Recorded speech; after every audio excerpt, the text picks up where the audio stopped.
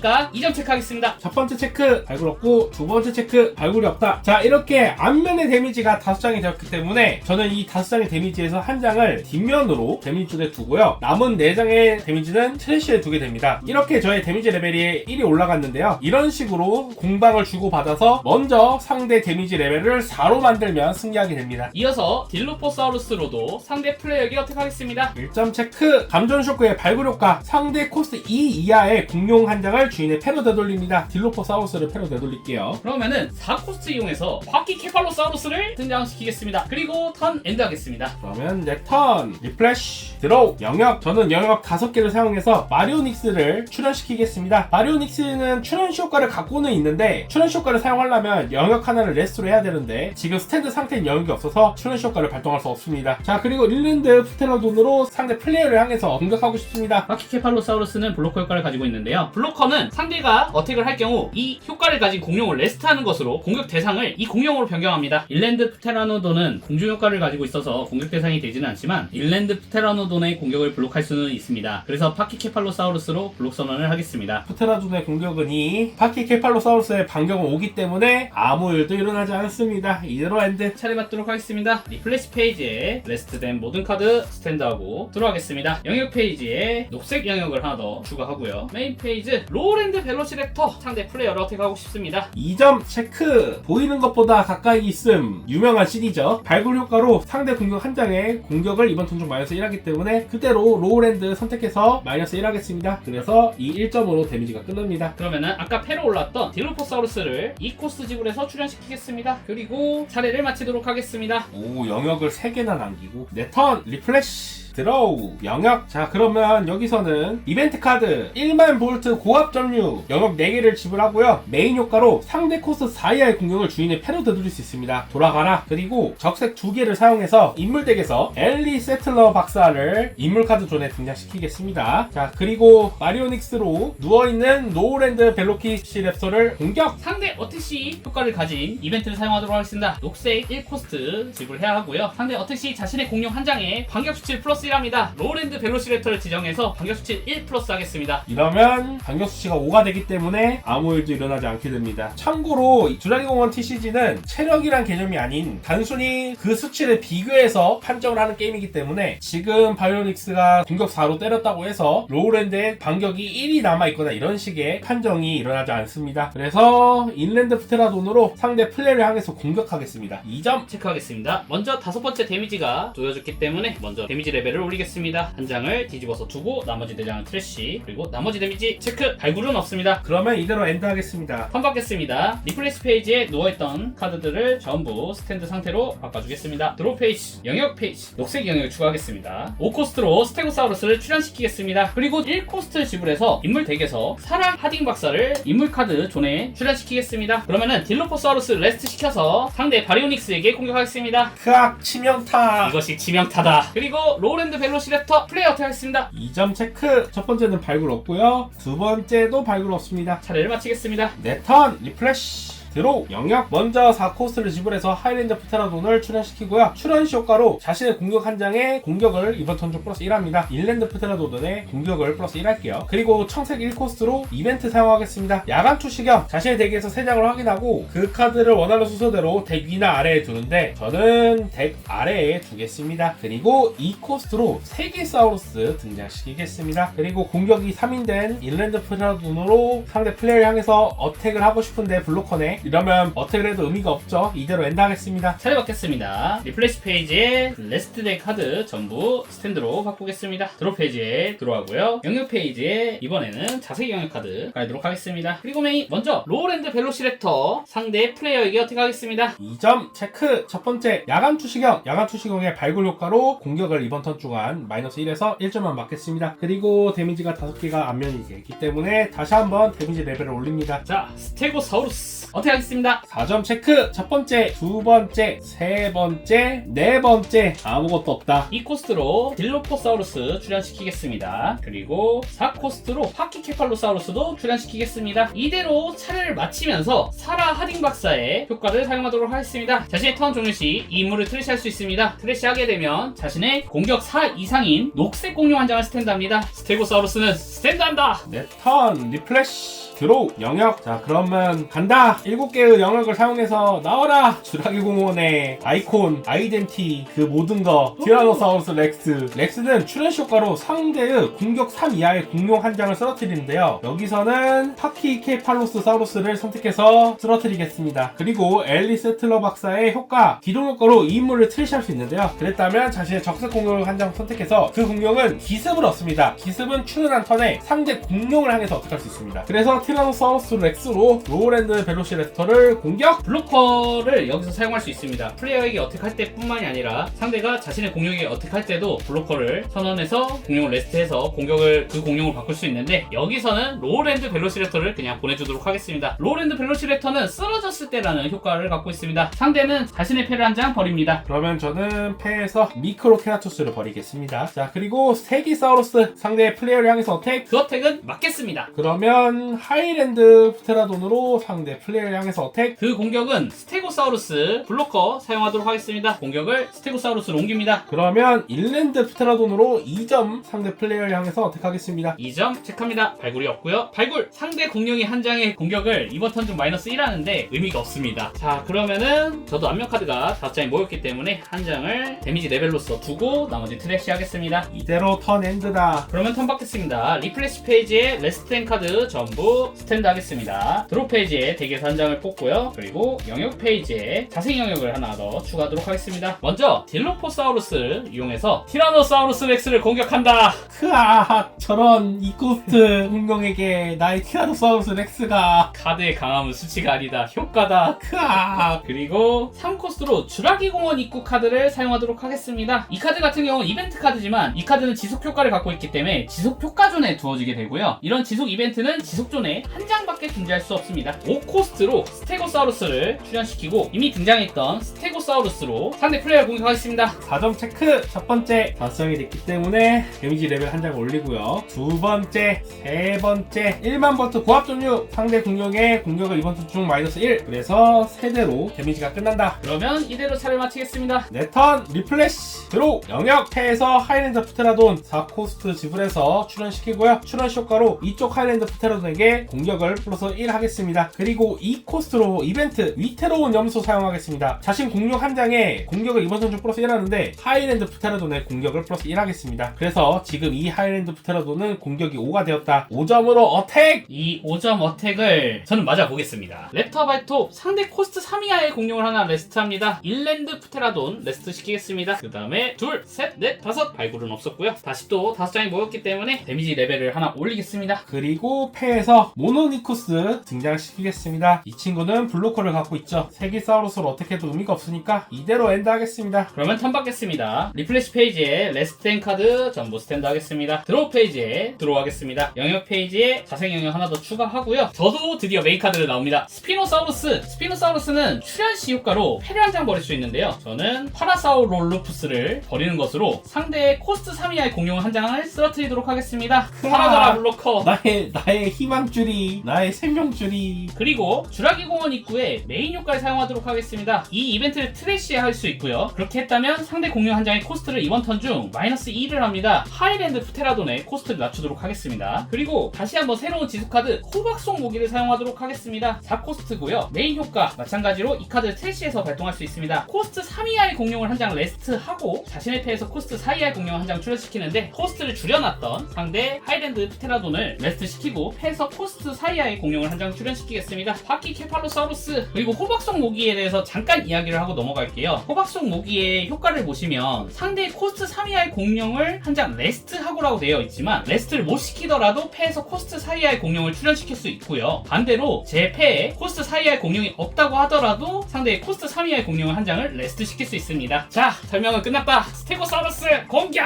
4점 체크. 첫 번째, 두 번째, 세 번째. 아, 보이는 것보다 가까이 있음.